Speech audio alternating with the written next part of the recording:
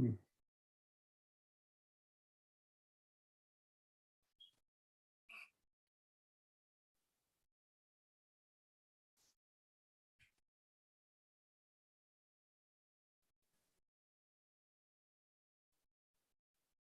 the urban renewal agency.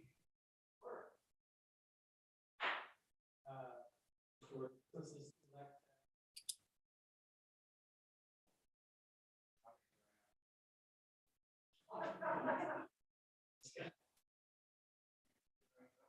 yes, I did.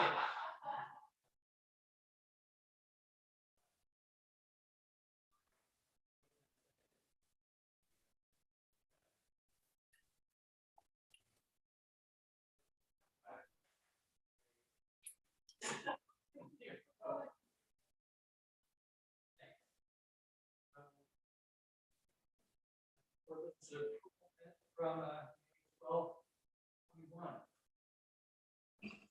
Change. I have one.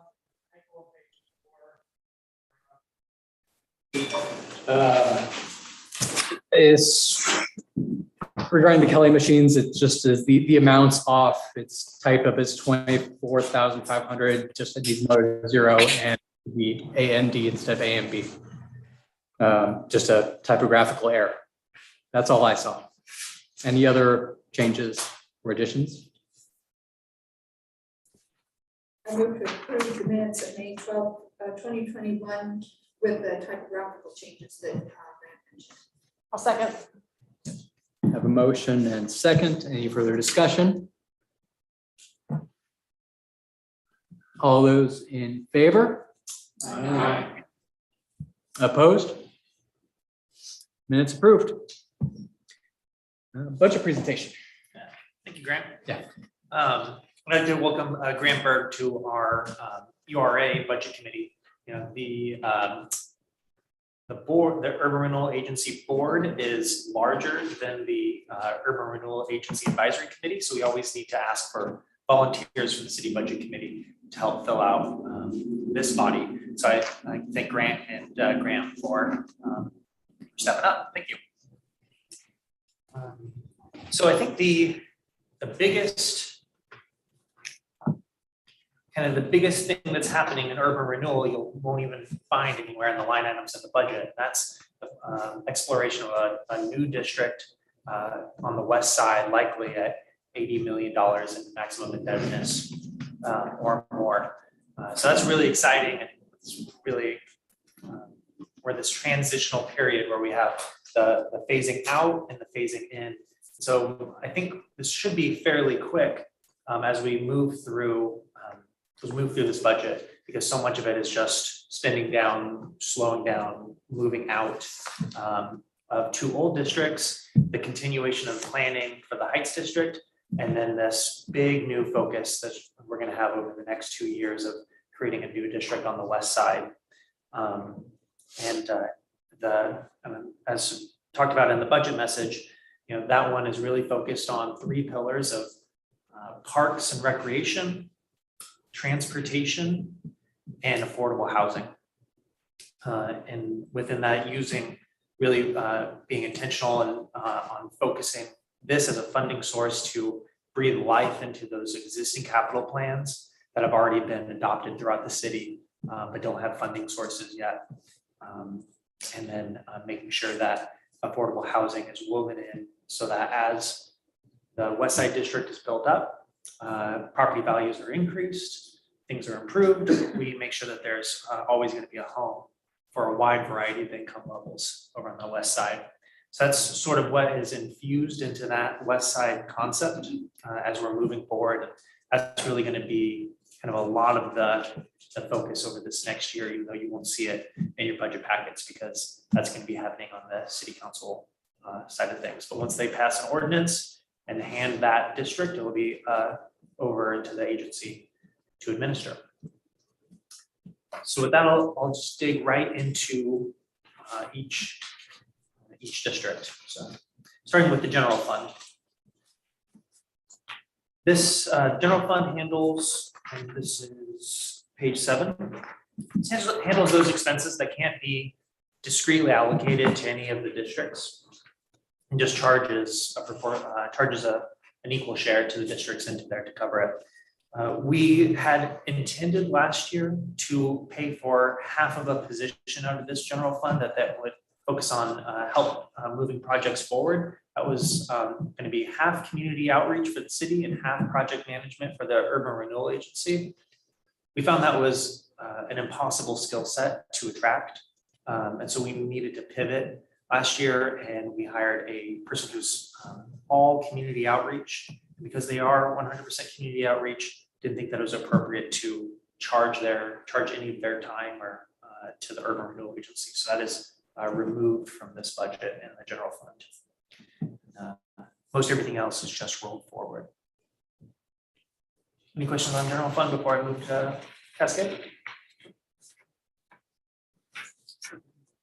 So Columbia Cascade is potentially,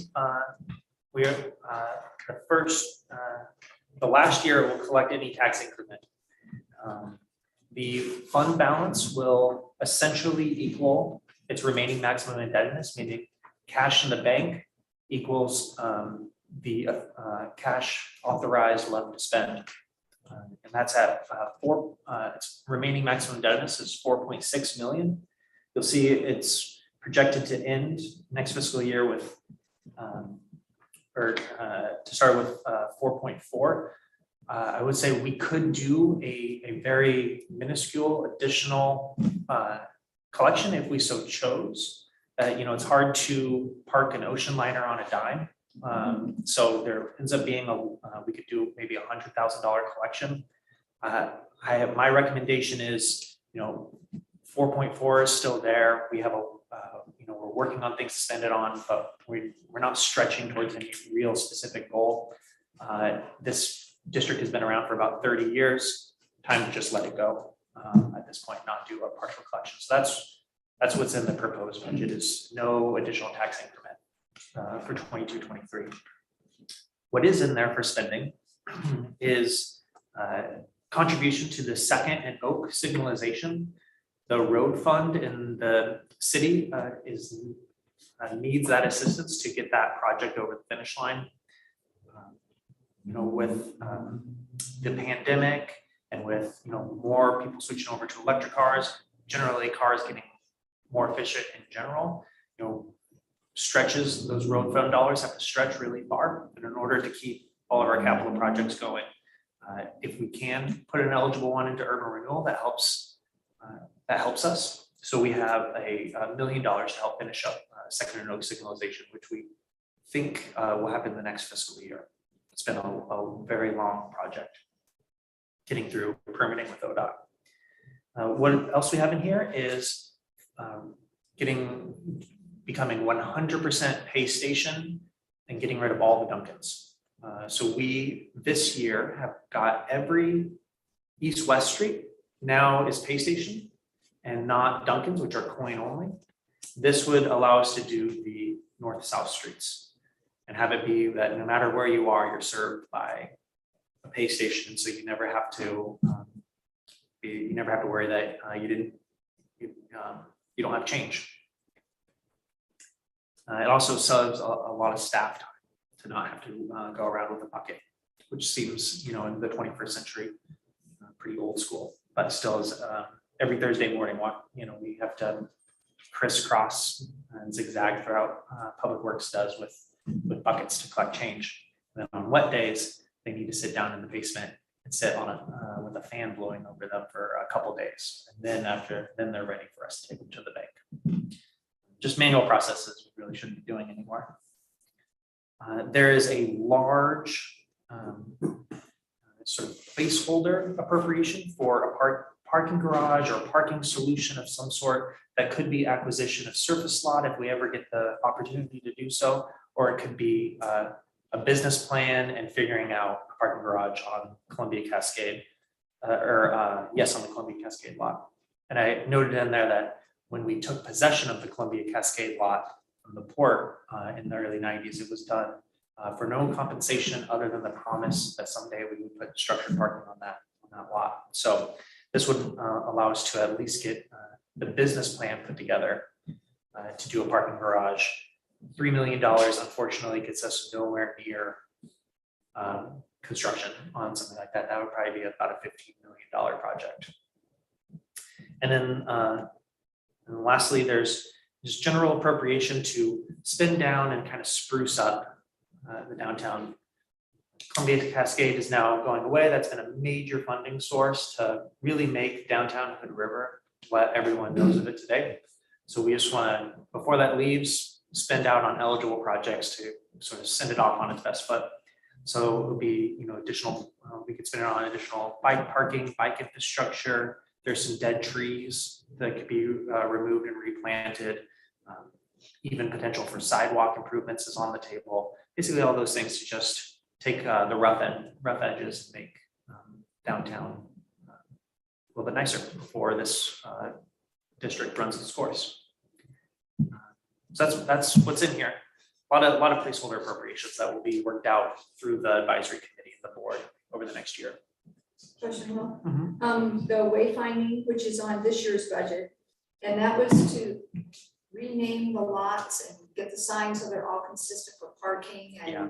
And that will be done by the 1st of July, or else we'll just move it over to the next year if it isn't.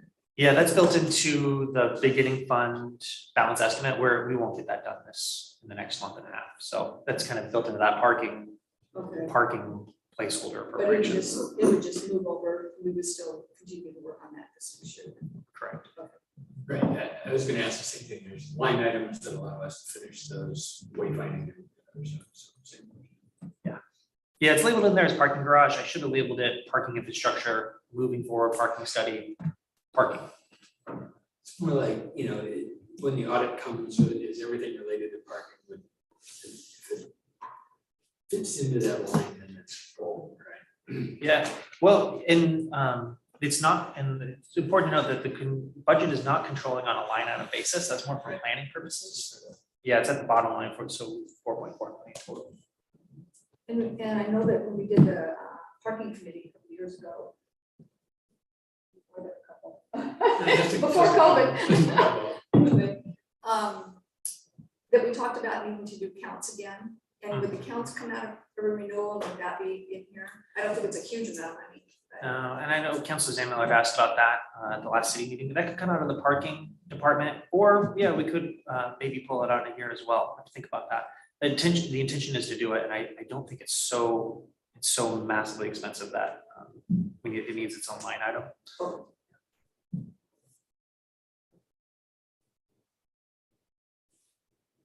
What, so we'll have money left because we won't build a parking garage next year. We may, We may have money left, or we may. if we don't spend $4.44 million in the next, yes, there will be rollover. So we may be talking about the Columbia Cascade District again. Is there a length of time that we have to spend that money after the district is closed? There's not actually. Yeah, but. It's just good practice to spend it as soon as Yes. possible.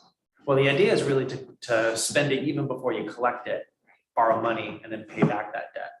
So that's the best practice. But no, basically our biggest time crunch is inflation is eating away the purchasing power of these dollars. It feels like by the minute almost. So yeah, certainly we want to put it to good use. So to that end, I mean, it could be repurposed for other things That are qualified expenditures under the Urban Renewal Agency plan. Or at some point, we could choose to relinquish it back to the county, and the county will then spread it back to all of the overlapping districts. That's good to know. Okay, I'll move on to the waterfront district.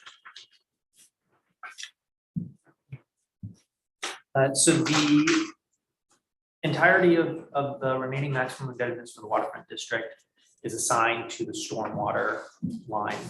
And that is difficult to budget for because it's very much a moving target as far as it happened on kind of an emergency basis. It was not in the CIP. We've been essentially designing while we're moving through the various phases. COVID happened. We lost lottery bond money, but we got ARPA money. So a lot of the funding is switching back and forth. But it's been really nice to know that the waterfront is there, you know, so that when like the lottery bonds went away, we didn't just seize up and wait. We knew that, okay, at least the waterfront can keep us moving while we figure out another source of funding. And we did. We were able to get ARPA money. We were able to get professionally designated spending. And we're continuing to look for funding sources, additional funding sources as well. But what you have in here is just everything remaining committed to the stormwater line project.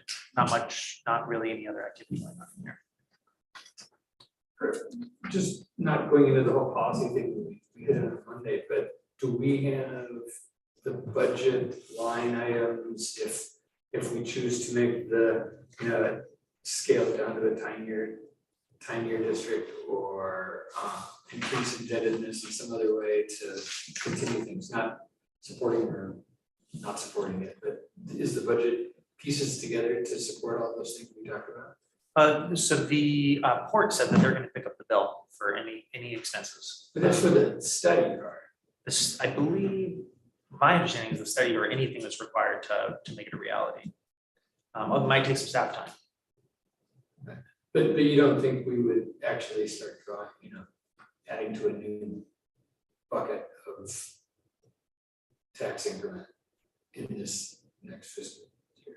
Oh, no, not in this next fiscal year. Yeah, okay, I guess that's the bottom line for the budget.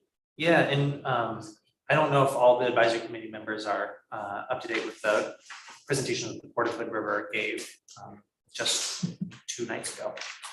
But there's some ideas to, instead of letting the waterfront expire, to shrink it a whole bunch and continue to use but increase its maximum indebtedness and do some yet to be determined either transportation or parks investments in lot 1, or let it expire, but build the west side potential west side district just a few acres smaller than we would have thought, which is it's going to be over 400 acres. And just do what they call a bootstrap district, which is basically just, it would be the waterfront district as we know today, gone, dead, expired, and then a whole new district reformed and basically just has the outline of lot 1. Nothing that I think we're going to make any decision on in the next fiscal year. Right, and that's the bottom line for the budget. Yeah. What is the total remaining debt on the waterfront? Remaining maximum indebtedness. Yeah, is it the remaining maximum, yeah.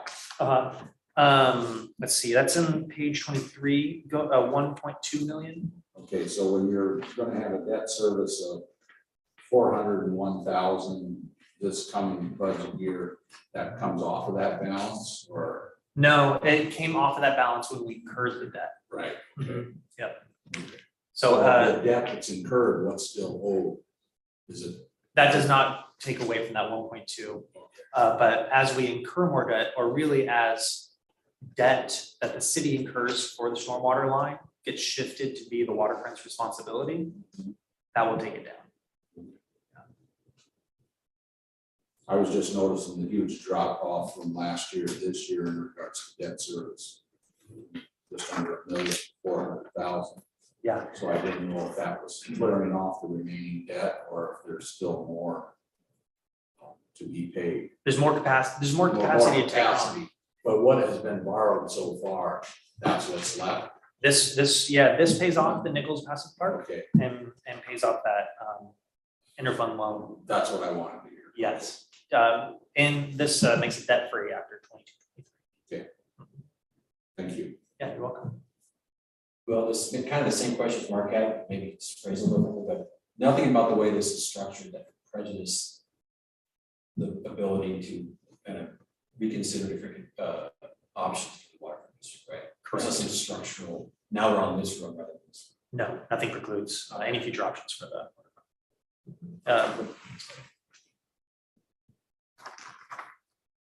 Okay. We'll move on to the Heights District. Just had an excellent streetscape 2-day open house, and the surveys are still live. I think we have 1,000 respondents so far.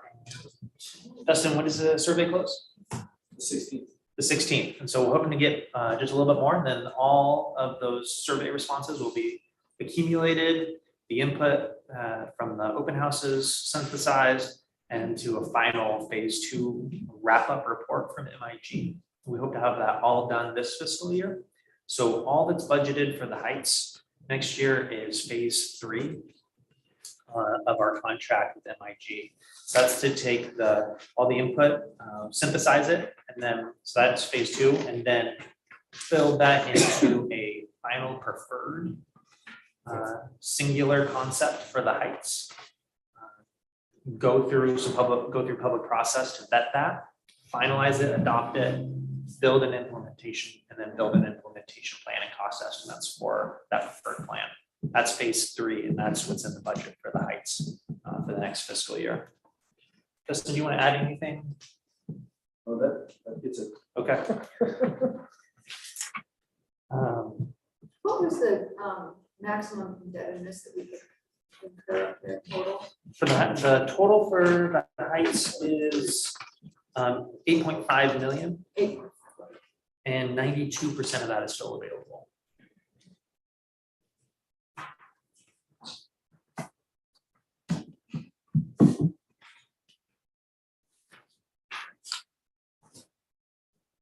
And then that page 22 gets to what Pat was asking about. That's the final year of debt service for everything that's outstanding, is in 22, 23. So, pretty simple. And if I think if that's it, we can move to the public hearing. And there's a suggested motion on the agenda. But first, the public hearing. First, give the read script to a gallery of staff. Sure. I guess I'm ready. Jack, go ahead. Oh, no, Oh. they have to say stuff. Grant's the chair for the. Yep. Unless you would like to suddenly revoke that and volunteer.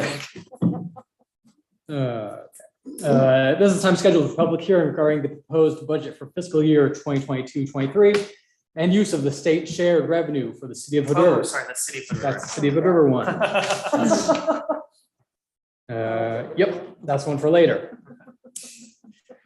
Same thing, but for the Hood River Urban Renewal Agency.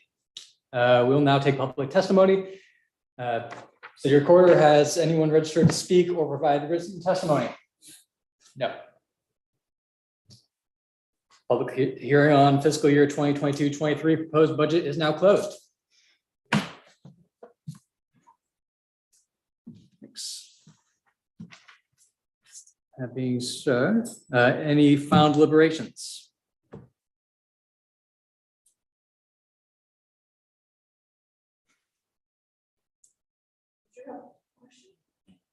Oh, He's gonna make a motion.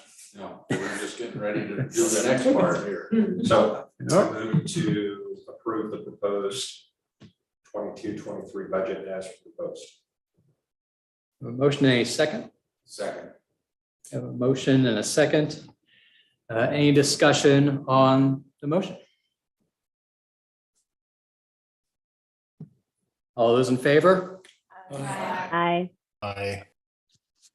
Opposed? Motion passed.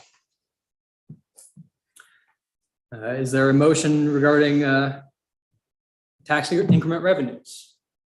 I move that the waterfront plan area, the Heights District plan area, request the maximum amount of revenue that may be raised by dividing the taxes under section 1C, article 9 of the Oregon Constitution and Oregon chapter 457 as applicable.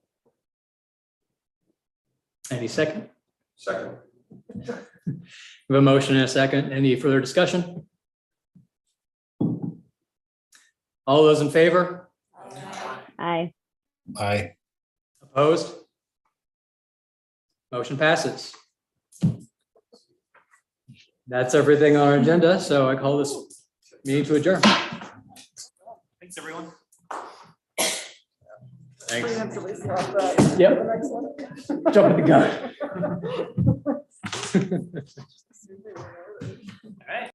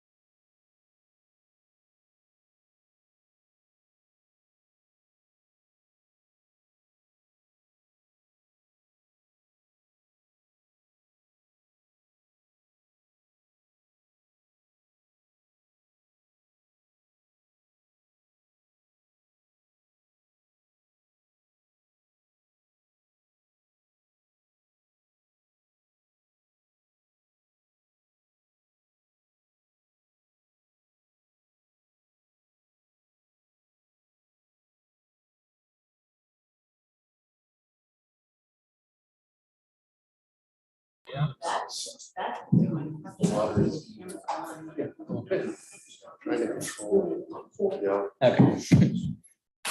You ready to go?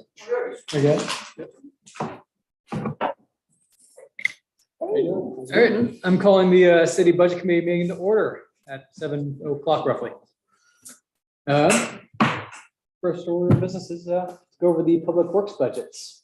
Thanks. So we have management assistant, management analyst, Haley. And our city engineer, Just the Wade, interpretation. and public works foreman, Adam Schmidt. All right, Public Works, like Will said, Haley Adam Schmidt, Wade Seaborn. First up is services. The Public Works Department maintains the city's infrastructure, operates city-owned facilities, and provides professional and technical support to other city departments. And I added a graph up there that shows how we're going to be spending our money this year. Note that the sewer fund between sewer and wastewater treatment plant is over 50% of that graph. So that's where most of our money is going. Department responsibilities include streets, parking meters, parks, sanitary sewer, and stormwater collection, wastewater treatment plant, water system, and the engineering and building departments. All personnel are required to be experienced in all aspects of operations due to the emergency callouts, which can occur at any time. And we are currently seeking applicants.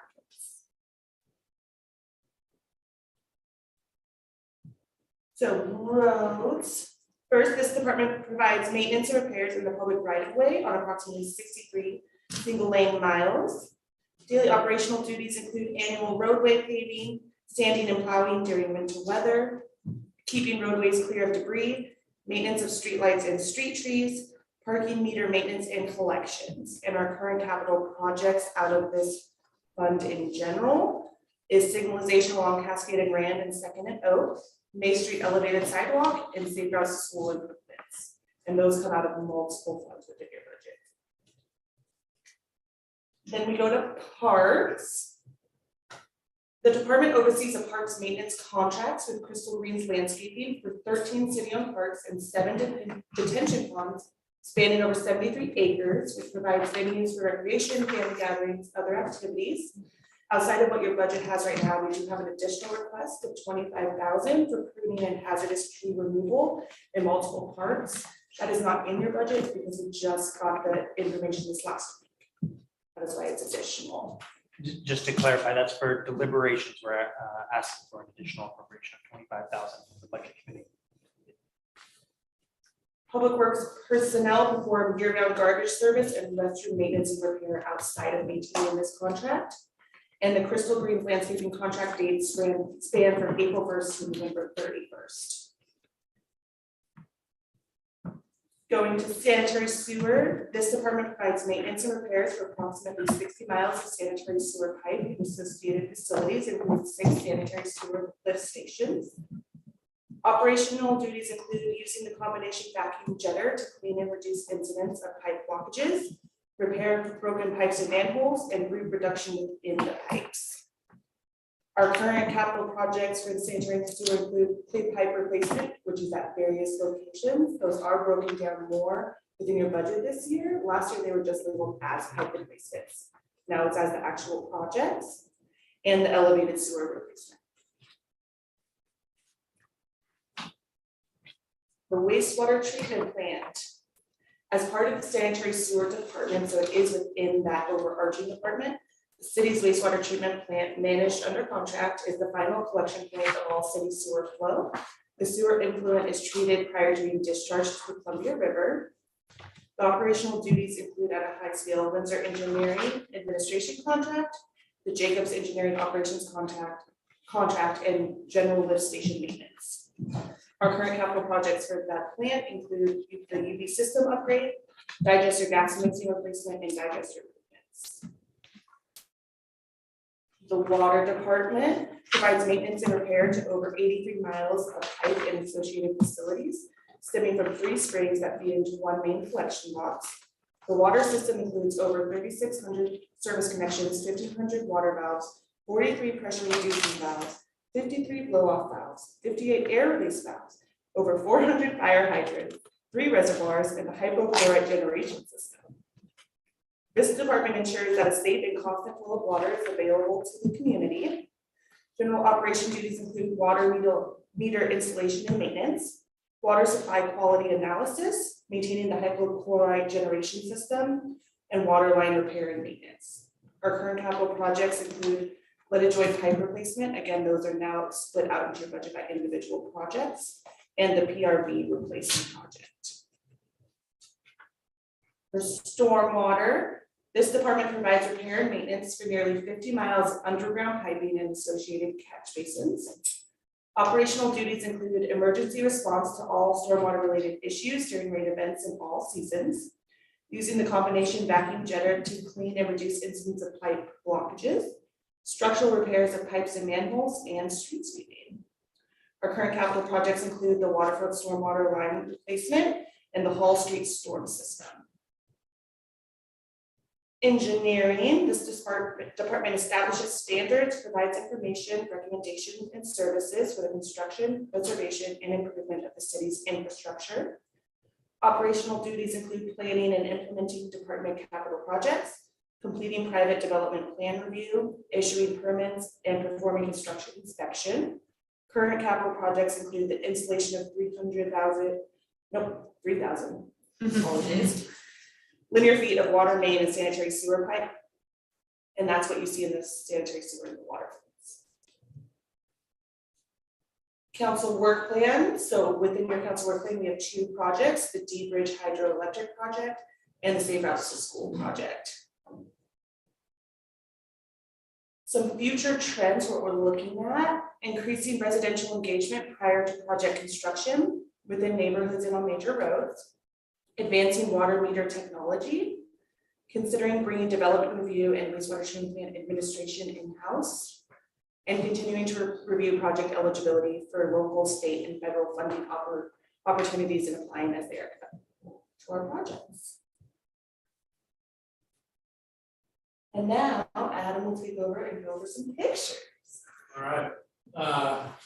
We just compiled some photos of some work in the field, and also some of the previous budget requests of Public Works with tools, other equipment. This is a water leak on Sherman Street. We have the back truck there sucking it out, and Tom's in the hole. Finished repair on the right there. This particular project, the amount of rocks, we didn't just place those there, we pulled all those out. This is on Sherman. It's right above the courthouse.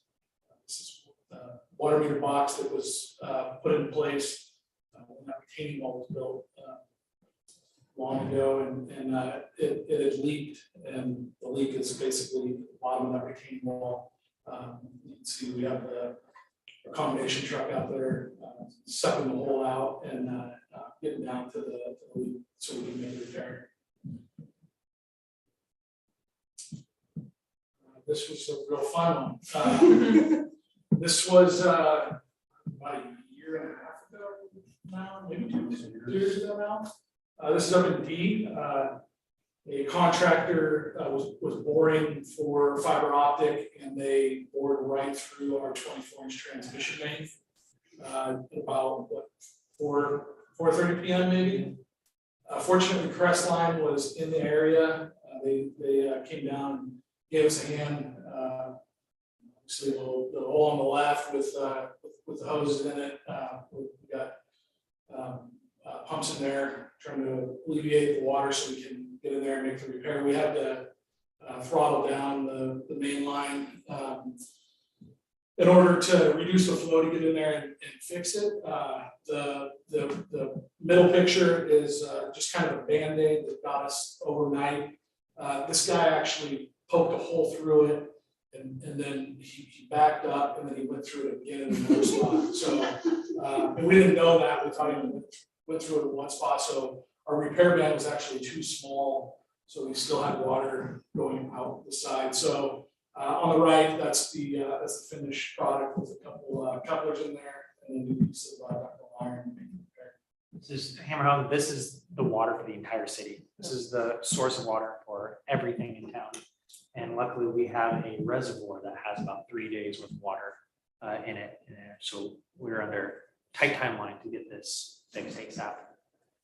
Yeah, our boil notice was in a very small area just because of the reservoir out on Riverdale. So we had to put folks on boil notice because they did lose water pressure, but it wasn't the entire city. So, yeah, and thankfully with our new transmission main, there's valves that we can isolate. Yeah. Valley connections through Crystal Springs. And they're tied to Crystal Springs up by the little trunk.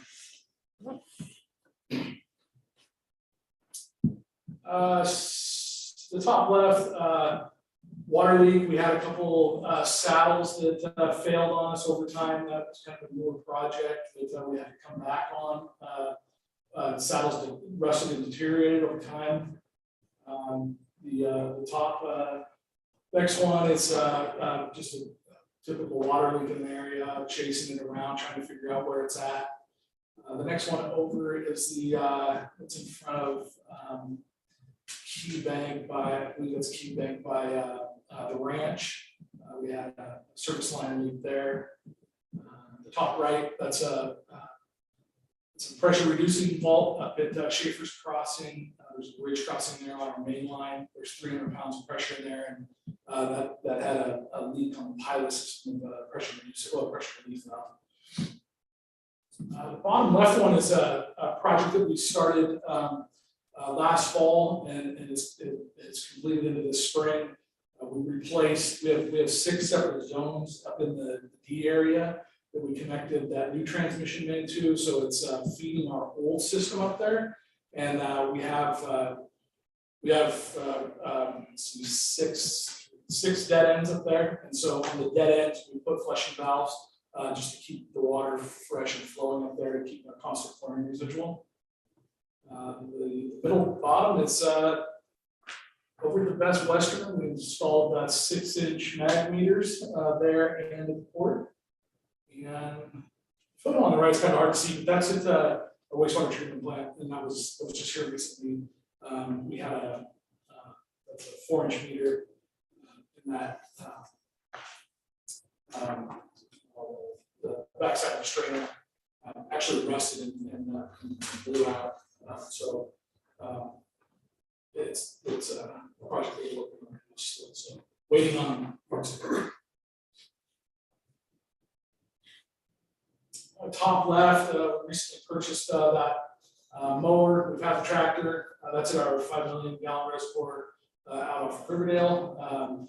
Doing some mowing there. The top middle photo there, that's a pump skid that we recently purchased. So that small skid was almost in the tune of $20,000 that we recently purchased and installed, and those are the pumps that feed the chlorine into our main system up into the area. There's 2 pumps, only one runs at a time, and the other one's backup. And then the photo on the right is kind of the finished product of that. That's called Quill, and it's extended out. We just replaced that as well. You can see the chlorine is extremely hard on everything that it touches, and like it's rusted through those chains. But the quill, we can remove the quill and turn a valve off and remove it to clean it up and maintain it. But that sits in the center of the 24-inch pipe and injects the chlorine, so the chlorine doesn't touch any part of the pipe, or else it will just deteriorate. Bottom left that's at the chlorine building up in D, snow, and it's the same shot in the middle, and then that is our UTV that we use to get up to the springs in the wintertime. We store it inside the chlorine building. It's heated, so we can still access our springs. It's about a 4 to 5 mile drive up to our source water, so we can still go up there and maintain everything up there. So yeah, that was purchased. It's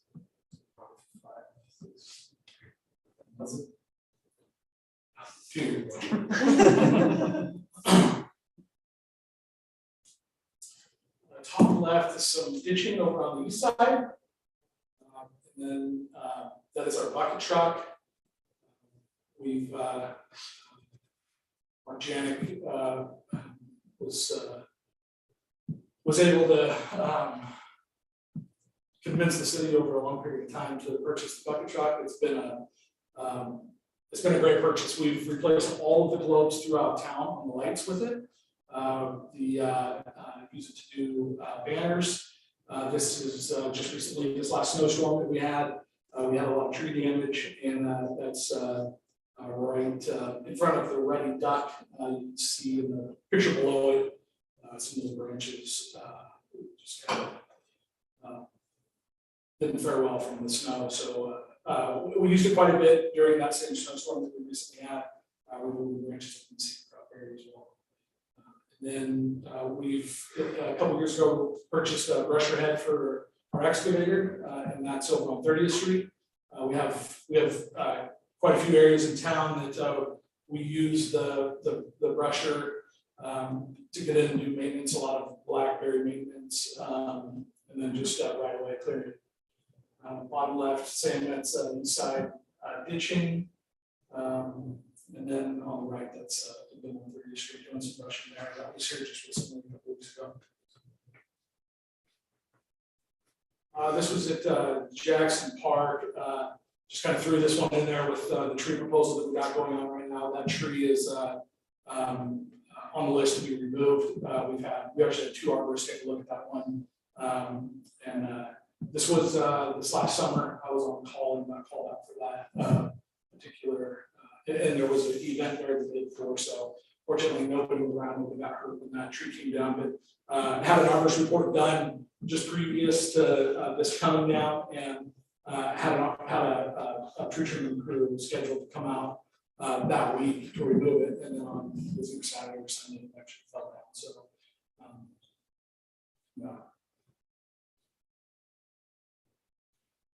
top left, tire changing machine and a tire balancer. We recently purchased as well. Got that in late this last fall and put it to work, changing out tires on public works vehicles, police department patrol vehicles, swapping out studded tires, replacing it with new tires. We've got two different wholesale accounts set up with tire companies around the area, so some significant cost savings there. Middle one is the sewer camera that we recently purchased, running a clean out there. Top right, different location, same camera. It was here just a couple weeks ago. Bottom left is a water leak down at Pietro's. That was actually an irrigation line, service line that we had. There was a 2-inch leak with some poly that failed once down there, and right, that is a confined space and fit test, respiratory fit test certification going on there. Taking the smoke test there with the mask.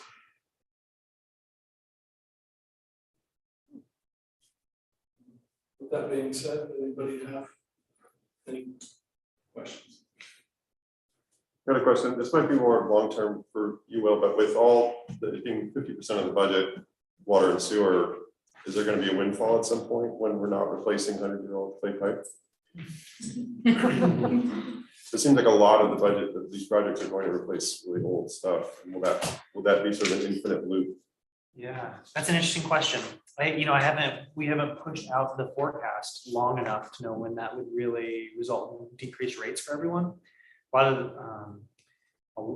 So much, if you look in the water fund, a huge chunk of it is just paying debt service on that water transmission line. We had the line was 90 years old and just sprayed everywhere. And we replaced the line that takes water from the springs to the city 20 miles. Yeah, and we're going to be paying debt service on that till 2053. So some of this stuff has a very long tail, which is important, which is good because that's generational equity. where the people who are drinking that water in 2050 are paying some of the debt service. And we didn't have to come up with $14 million in cash. Back in 2013 is when we changed it. Finished in 2013.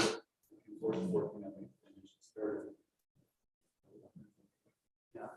So that's why so much of this stuff is going to be debt service financed, is to even out that and get that generational equity, so we don't have to have huge bumps in rates. Does that answer your question? Yeah, okay. I guess it was very fast, but the 25,000 proposed to be added to the budget is to remove hazard trees just around the city or from specific places, or? It's Jackson Park, Children's Park, Saruta Park, Wilson Park, Stratton Rose Garden, and Waterford Park. Oh, boy. Yeah, I think just kind of more of the context around that, we have Crystal Greens is our new contractor, and they have an arborist on staff. Haven't stopped me in any way, say anything incorrect. But they identified over $50,000 worth of work to be done. But this $25,000 is kind of the hazardous things that we need to get done right now. I think that's basically can be seen as a one-time purchase, kind of within the bounds of our financial policies. But the goal is to, now that we have this report, build a more sustainable trimming plan for the entire city. And that would probably be in future budgets that we talk about, kind of how do we stay on top of the tree trimming, so it's not a big chunk like this. I think might be a policy discussion we have later, but if you ask an arborist, like, where is the least liability for the city, we would cut down all the trees. Oh, sure. And you know, when we have that discussion, I don't want that to be the conclusion. I think that there's risk management and maintenance of these things that are truly quality of life key things. So at some point, we should talk about that at the process. I think budgeting it absolutely. Yeah, to kind of like follow onto that. Was there any benefit to have like a second opinion? This kind of is the second opinion. Yeah, and there is a little bit of it that's been happening with that. And then this was just part of, like Will mentioned, part of the contract with Crystal Green. So we've got a few more with that. And then this isn't, the amount of removal trees is very, very small. This isn't like we're going out and remove. This is all dead branch and branches that are hung up in trees. So yeah, as far as like the actual number of tree removal, there may be, I mean, Jackson gets 2, I think, listed in the entire park. There's a lot of them are just some small trees that didn't take off, especially more very trees that took a lot of wind check down there. And then there's 2 of them that are on the arborist report that just, it says right in the arborist report that were not the correct tree. So, yeah, this isn't like going down, chopping down like life-saving tree. So this is in the report, highly hazardous. So it's I agree with that fully. So just the highly hazard ones, and then actually we are going to get maybe some second or third opinions for as we build out that multi-year pruning plans. Yeah. Thank you.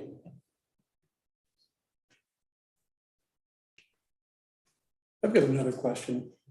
You know, when somebody drills a hole through a pipe, you know, who pays for that? They pay for it. They pay for it. Okay. Man, I bet you whoever did that got in a bunch of trouble.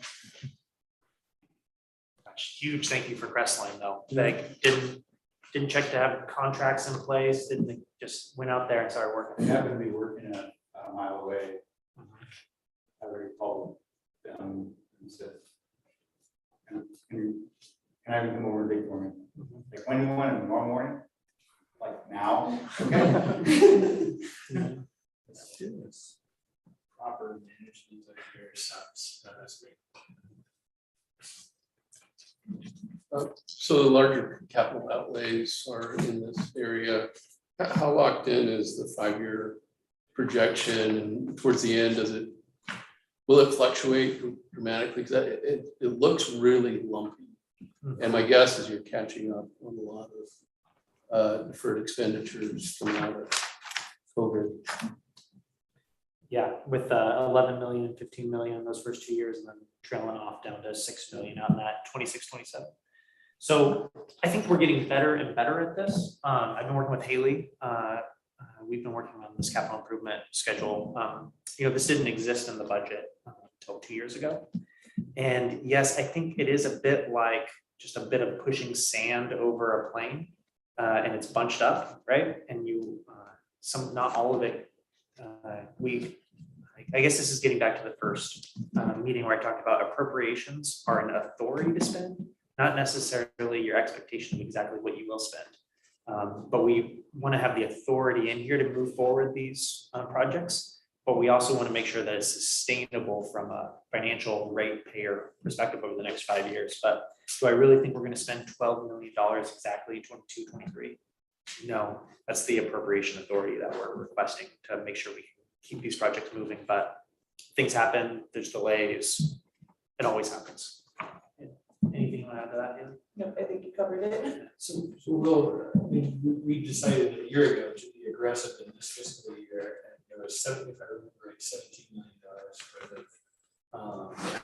plan. Where is that ending up a little bit below that because things take a little longer, or you find rocks in the wall, or Exactly. A lot of the appropriations in 22, 23 are projects that were appropriated in this fiscal year that we think are going to push forward and cross forward. and the total CIP it was like 40 million. I mean, it was a really big number. Yeah, here's when we said something. Yeah, Hey, Mark, I'm having a really hard time hearing you. Can you speak up? I missed the last 2 questions you asked. Thanks, Gladys. I neglected to. I was just saying the first thing was we budgeted a lot last year, and they confirmed that we didn't do everything that we budgeted last year. And then the second thing is just that the CIP is ridiculously long. There's lead pipes, there's old pipes, there's. For some reason, people thought putting them in the ground was a good idea. Better than on top of the ground.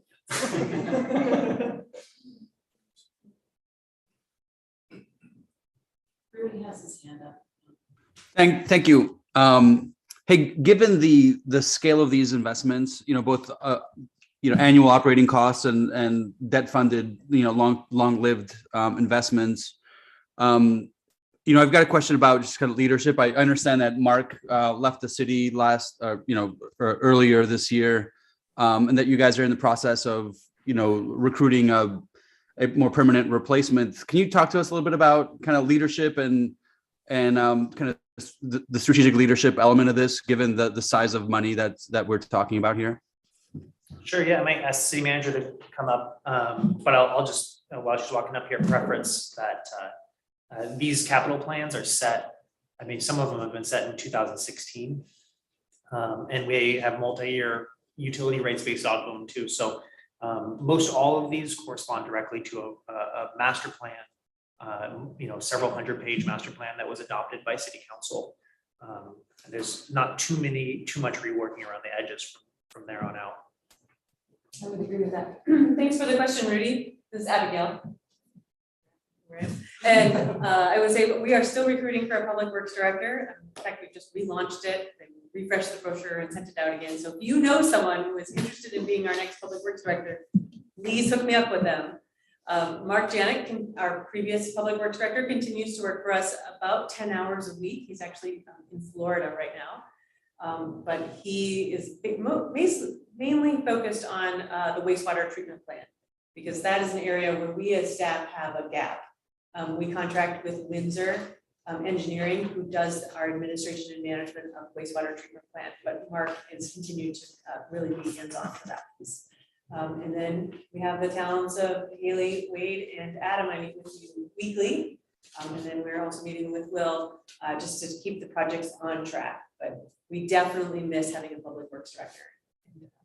are actively looking and are in competition with a lot of other cities for that position right now. So I hope that answers it, but please ask a follow-up if there's more. Thank you, Abigail. Thanks, Rudy.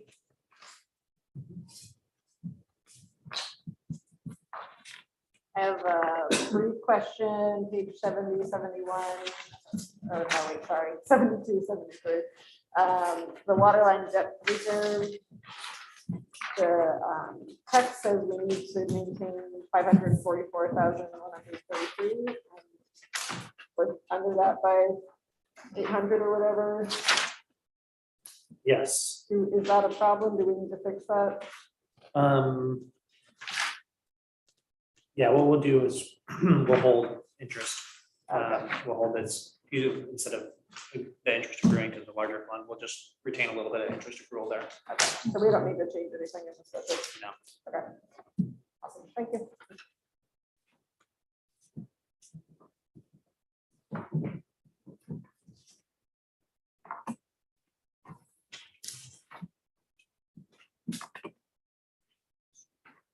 Clarification, the 5-year capital outlay is mainly paid for, it's detailed in the back in the specific projects, mainly the service fees and SDCs and that sort of thing. Is that correct? Correct, yeah, 95% plus is everyone sitting around this table and all your neighbors.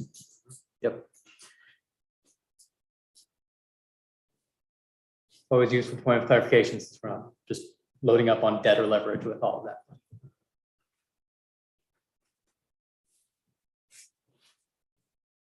Matt, I just wanted to just say something to the staff. The water and the sewer are not glamorous. They just come in and go out, and everybody just thinks it's wonderful. They work. And if we didn't have them, we wouldn't have a city. I mean, if we didn't have them, we wouldn't need police and fire and all that other stuff. We didn't have it. It's not glamorous work. The only time people notice is if the road has a pothole or if the snow doesn't get plowed. But all that stuff underneath is what makes the city work. So thank you so much for that. And we have to keep putting money into that and repairing it because we won't have a city if we don't. So appreciate your services. Great. So I'll leave it to the budget committee if you want to move directly into deliberations, or if you wanted to go more kind of page by page, if with Public Works. Any additional questions for Public Works before we move on? Thanks.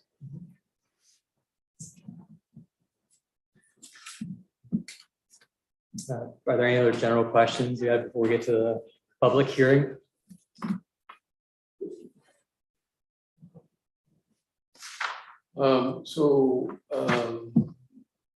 The debt level, I apologize, I missed the first meeting, it might have been covered in that. Is there any consideration of ability to meet debt obligations and, the strength of the balance sheet? Is that covered in these sessions? And the contemplation of, how healthy is the balance sheet in the current state of the city's finances? Yes, absolutely. That could be something that we dive into if the committee would like to go there. There is on page 17 a graph of our outstanding debt. And as far as a sustainability measure, it's graphed against the debt limit set by statute, and just the way that we're looking at is outstanding debt per capita. So basically, what is the debt? Because most all of our debt is supported either by ratepayers or supported by property taxes, but it's all coming out of the same pockets. So it's basically how much debt load have we put on to the residents of the city. You can see it's been fairly stable throughout the 2010s, but decreasing it's been decreasing pretty steadily ever since about 2017. It's been decreasing quite a bit. So is there a benchmark that, in private industry, we use like debt leverage, to earnings, but obviously this is very different. Is there a benchmark that to indicate what's a healthy debt level? Yeah, so on an entity-wide basis, it really is this kind of per capita measure for each one of the funds, each one of the enterprise funds, the water, sewer, storm. It is a debt ratio of the amount of free cash flow, I'd say after operations, that's available for debt service, and we need to make sure that debt service isn't ever eating up never eats up so much that there isn't free cash flow after operations, or else basically what we're doing is we're borrowing to fund operations. Yeah, so we and it's pretty easy to toggle because you put a couple $1 million project off a couple of years, and you don't have to borrow, and you just make sure that you don't ever get to that place where you're So you upside have down. levers that a Yeah, lever of putting things off if you have to yeah, service them. Okay. yeah. We can put stuff off if we have to, and then we have that serious discussion about priorities and about utility rates. And We just did that. I mean, we've done the water, sewer, stormwater, all of that we've done fairly recently. yeah, we adopted a 5-year rate plan a year and a half ago, and worked with financial consultants, FCS Group, to project out operations costs, plug in the capital improvement schedule, work backward to what we need to borrow and the debt services that's going to be, and then solve for then what the rates need to be. And we're on right now, it's on a system-wide basis, about 3% per year increases. We're going to have to check that with inflation doing what it's doing right now. So I actually have a project to re-engage with FCS and just re-plug in some of the assumptions. And I expect to do that probably this summer, have that for council, and then we'll consider if the rate plan needs to change. But we're only 2 years into a 5-year rate plan, so there's a lot of room for margin of error right now. To piggyback onto your question, like, so how does that outstanding debt per capita compare to other cities? Like, I assume that is kind of a benchmark item. Yeah, I don't know. I've kind of benchmarked it to ourselves that we're less than we were. Right. And it was working out before. Or any other places Yeah. is like. When we looked at utility rates, we did look at where would that put us with respect to neighboring communities and similar sized communities, and you know, we were not an outlier in any way. So that was just a proof checker of the rate. Yeah, we are on the upper end. We're higher than average, but we're not in that we're not in like the top 25% of utility rates.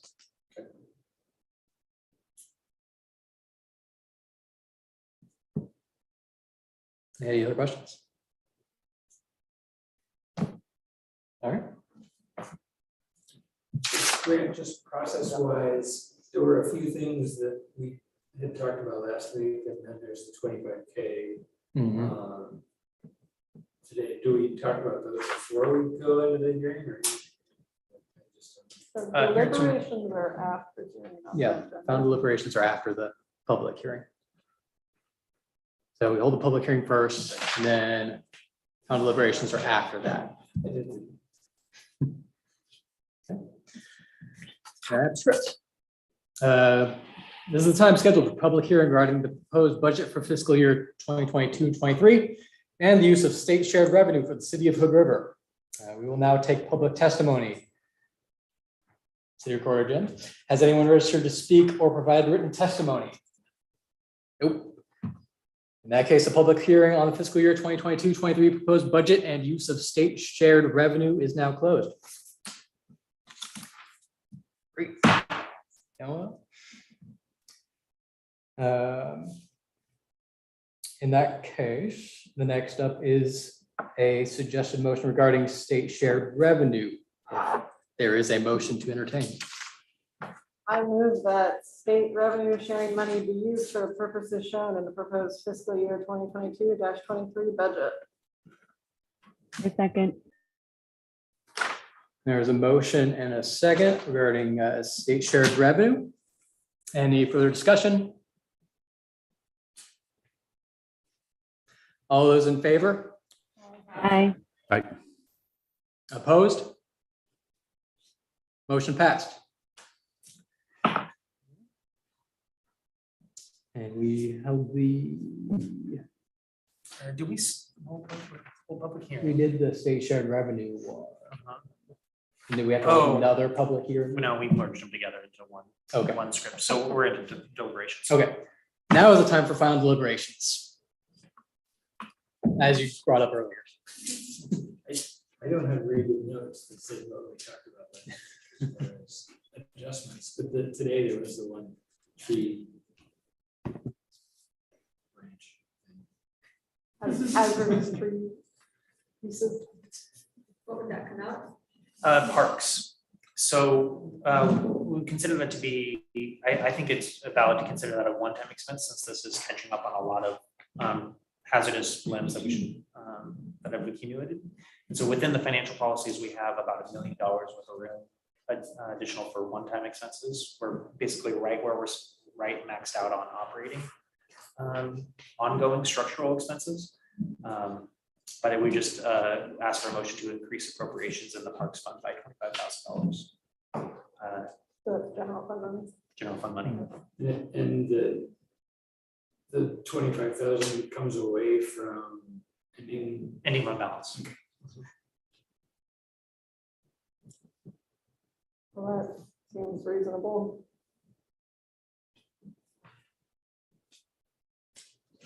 Is that a motion anyone would like to suggest? Make the motion that we approve $25,000 to tree removal. Out of the general fund? I'll second that. There is a motion and a second on the table. Any further discussion about it? All those in favor? Aye. And opposed? Motion passed. Any more deliberations regarding the budget? I think one of the things we talked about last week, Mark, was trying to get some funds set aside for potentially having the police have access to different facilities. And I don't know how to structure that or how much that would cost.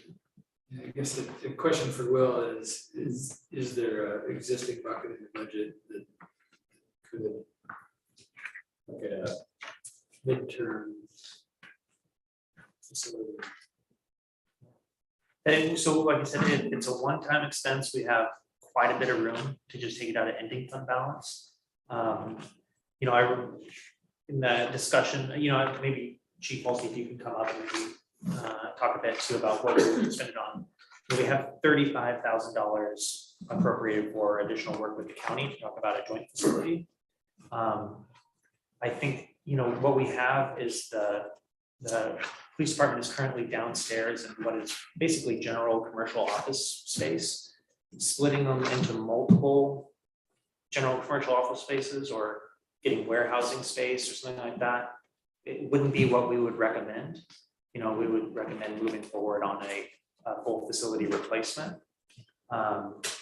It's basically 2 substandard spaces is not necessarily better than 1 substandard space. And I don't know if you can speak to the pluses or minuses of splitting the operations or splitting the department into multiple facilities. I think the difficult part of it, emergency service, especially legislative bound as far as requirements for the police department. There's so many state requirements we're mandated to meet. It's difficult, what I see as far as, and I shouldn't say this, wasting, I believe, money to make a square footage building to meet the state requirements for a police department. I mean, between CJIS required for security, key cards, key locks, to a facility that can maintain evidence and have be secured to mandate that evidence transition and chain of custody and stuff.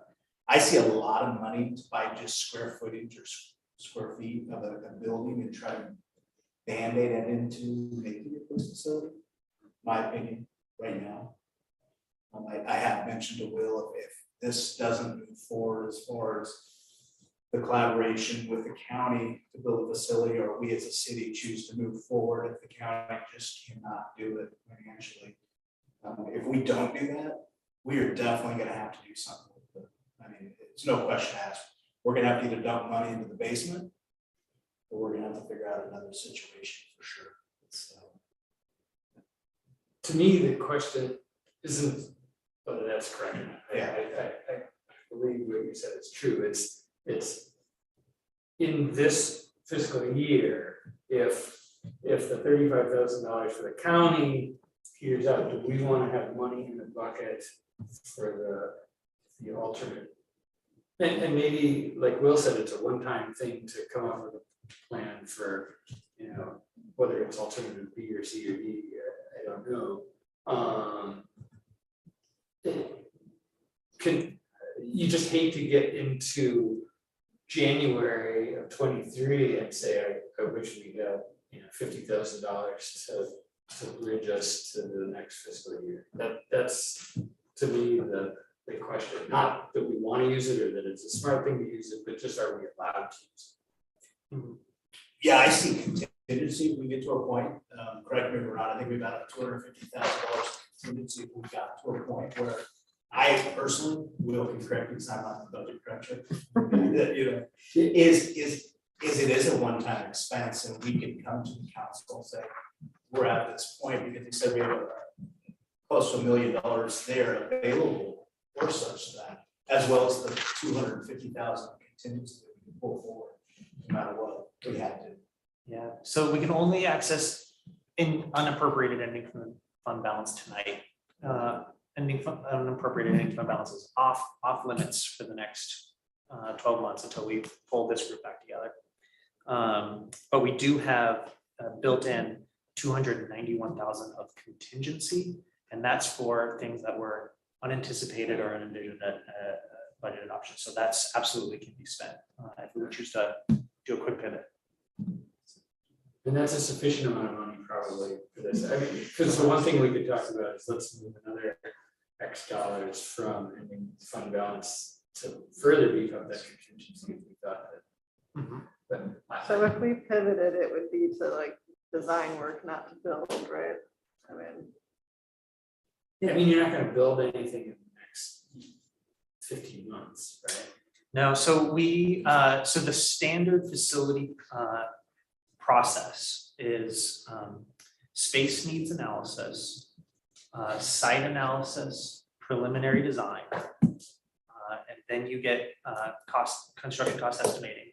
We would go to a bond would be the 95% of the way cities that build a police station do that way, and then we use that bond money to finish the rest of it out. So we that contract that we had with McKinsey got us through space needs to site analysis, so we could choose a site and move. Probably cost about $50,000-$60,000 for a good preliminary design sufficient to support a bond campaign. That's where we left it when we pivoted to the county. That's, yeah, we had that whole contract in place for that 5-step process. We ended it after the 3rd step. That's kind of what we're starting back. We kind of start with that space. So if the county says, okay, like how long are we looking before we can get this facility built? Well, so now I think we're talking about, instead of, we need about 14,000 square feet. This project with them would be over 80,000 square feet. And so 60, 70, $80 million. There'd be there'd be some state funds available because it would be a courthouse and there's some state matching funds. But it would be, instead of going to the voters of just the city, this would be a county-wide thing. Really, the county's fully in the driver's seat. It's their facility. We're just a small tenant there. So I can't really answer how quickly the county will move. 5 years. I mean, So their courthouse is basically falling down. They do have some pretty significant incentives to move forward. We haven't met with them recently, but they don't have a set timeline, but have to imagine it'd be shorter than 5 years, or they're gonna kind of be in trouble with the state. Yeah. I know they're just doing a foyer front remodel, I think it's about 300,000 in the budget. That they just approved to do the front foyer security entering into the building, so I don't know if that tips the scale sometimes, but that kind of money is longer or less. Well, I guess where I'm going is that even best case scenario, all this goes through and through and through, and we're building this, but it takes a while, like, do you feel that you're gonna be able to survive in the basement down here without the city council or us putting more money towards you to get you to that point? I'm one of those guys that make it work. I'm the half full guy. You do me at all. Unfortunately, my wife says I smile too much. Think every day is a holiday, and I shouldn't say that, but you know, I make it work. Is it efficient? Absolutely. Is it substandard for a police department, especially our size of community and beautification we have around here? Absolutely. Do we make it work? We do. It's like staffing level. I came late today because what do we do?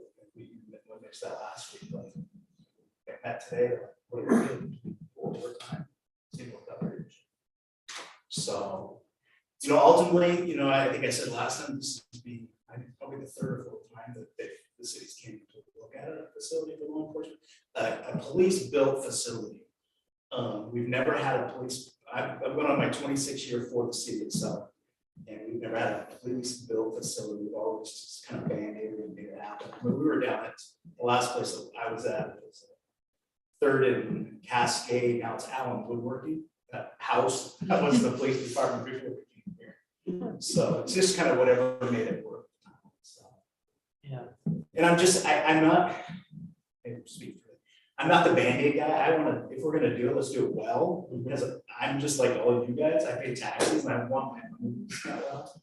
So I constantly hate that. I can just keep with the Band-Aid on it. So it's good.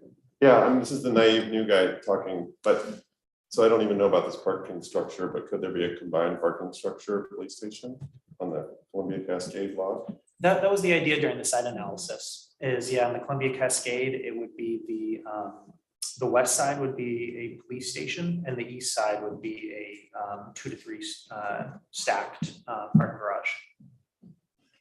So we have some preliminary site layouts for that. And so, I mean, could that just go forward?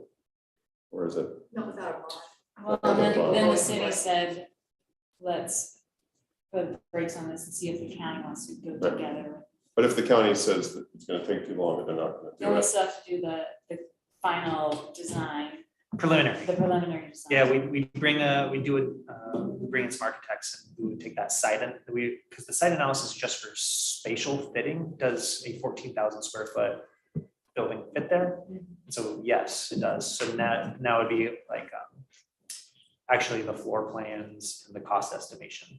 Yeah, would be the next step. And then you need that so that you can have something to show the public for them to vote on, and then you have to get them to vote for the bond. So, you know, there's. Yeah.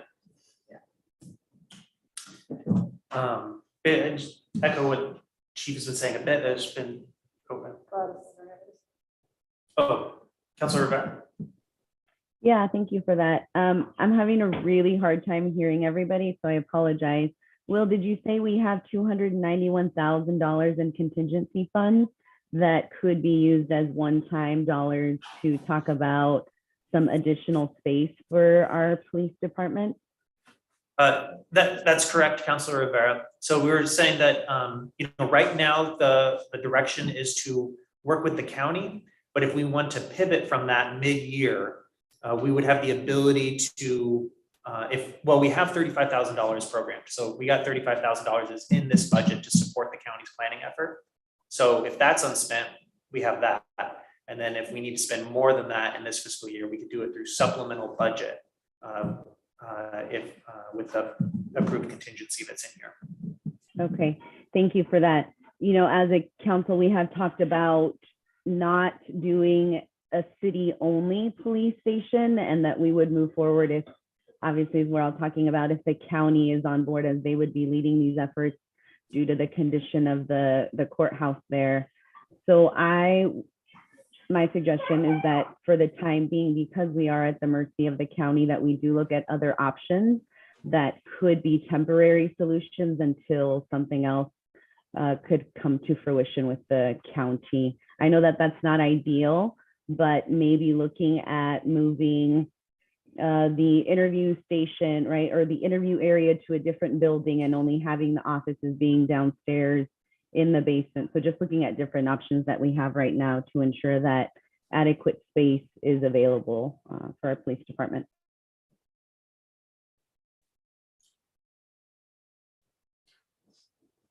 I think that's sort of the policies.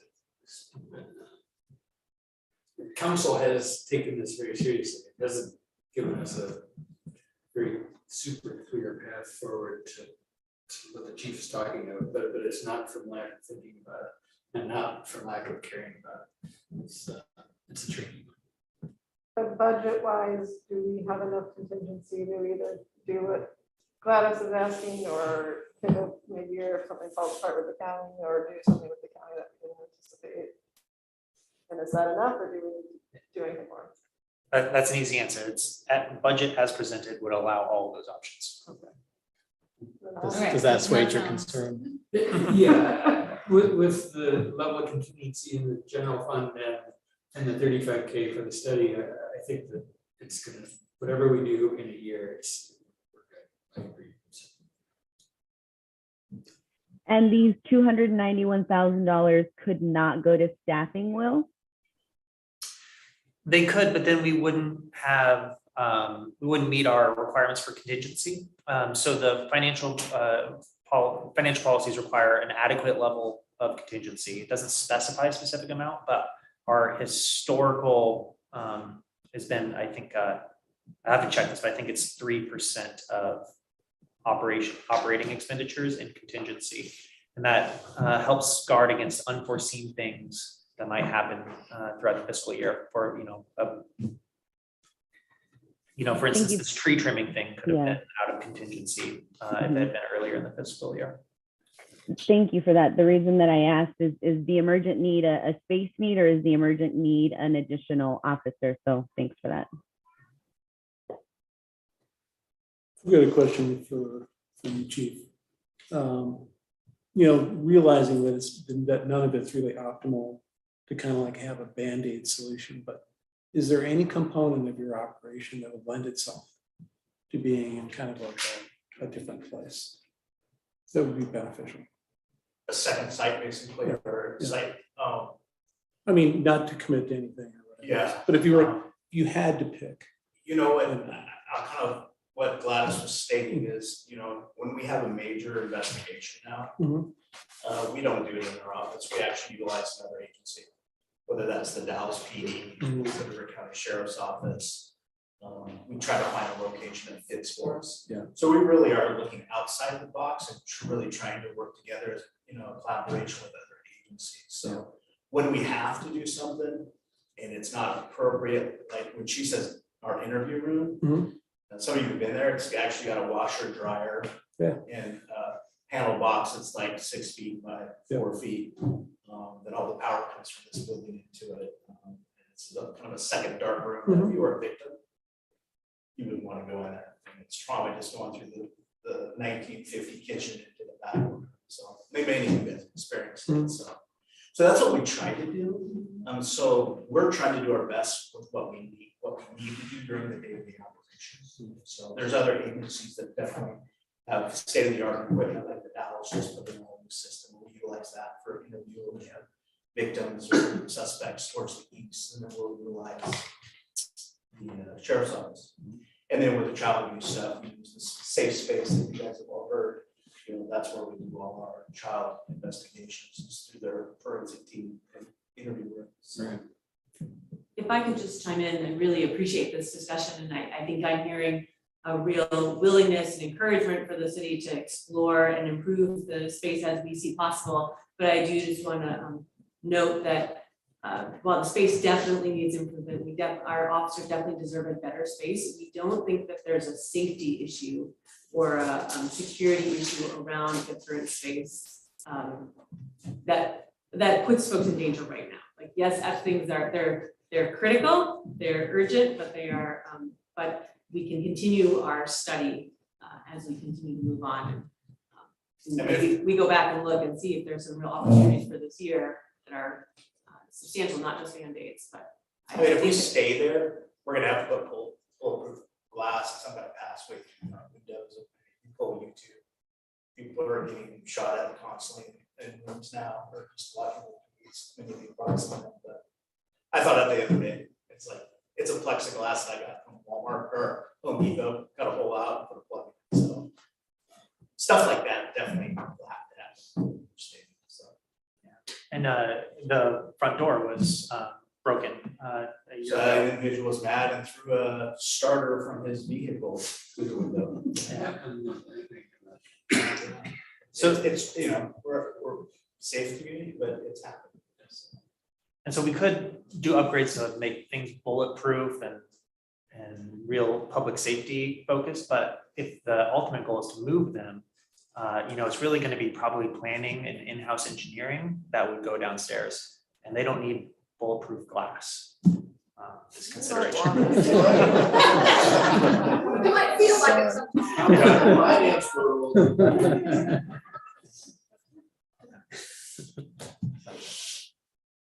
But if there are any safety needs like that, yeah, they should definitely be addressed. Definitely, I think of those. So, I think we have a feeling of safeness with our great community. Yeah. But it, just like I said, the starter went through the window one morning, I came to work and but I'm out of here. So. All right, thank you. Will, can I ask a question before the chief sits down? So when you were presenting a couple weeks ago, I understood that there was an ask for an additional FTE for another officer. That is baked in already, right? That's not part of what we need to deliberate. It's already contemplated.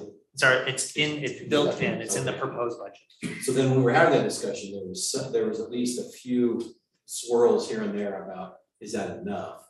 And the point was actually well taken that we don't necessarily want to go super high with staffing in an up year, because then there's a letdown later, the jagged saw, I think you mentioned, but I guess I had made a mental note that one of the items that we at least were to think about in deliberations was whether that +1 FTE was enough, and if it made sense from a budgeting standpoint to do more than that.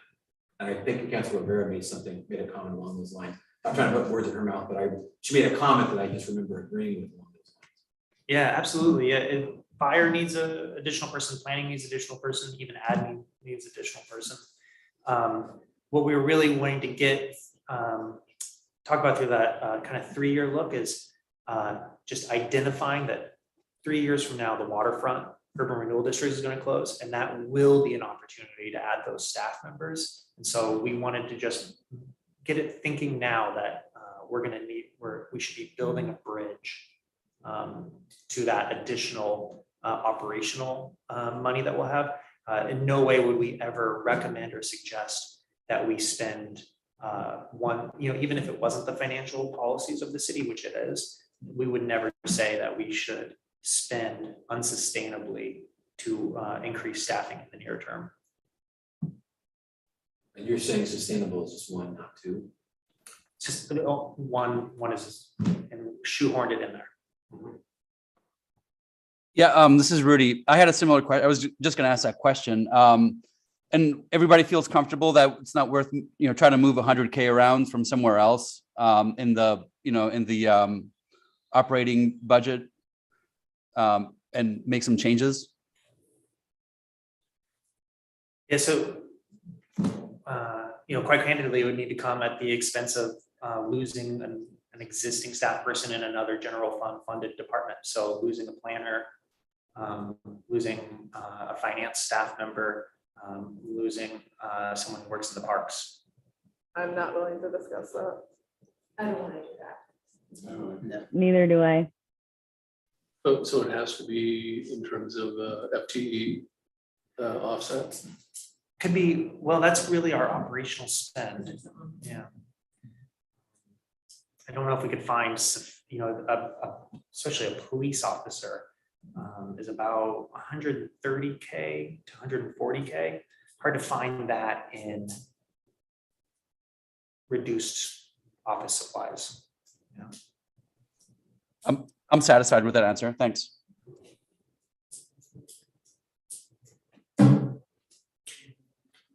Thanks, Chief.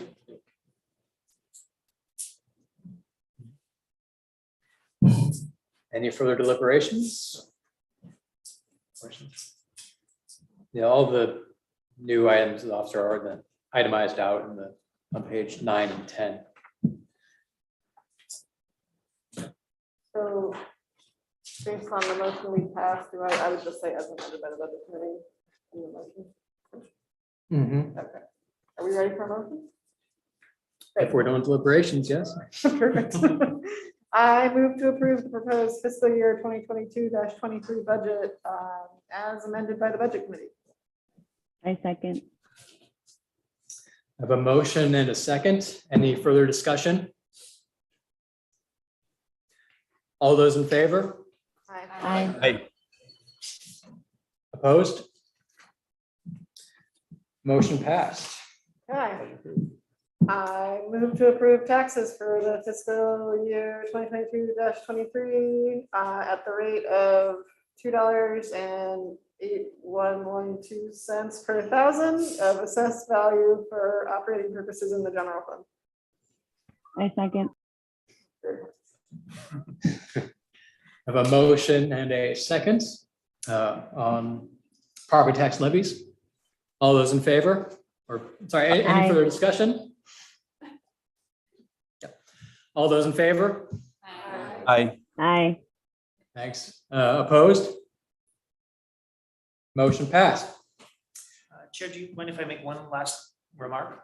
Go for You know, this has been a tough budget, I think, a little bit for thinking about all these competing needs that we have. And I just want to end on a real positive note that this community has brought our sworn staffing up to equal its highest it has ever been with this budget. This is, it's taken about 10 years, but this restores our sworn officer level to its peak. I think that's really something to celebrate.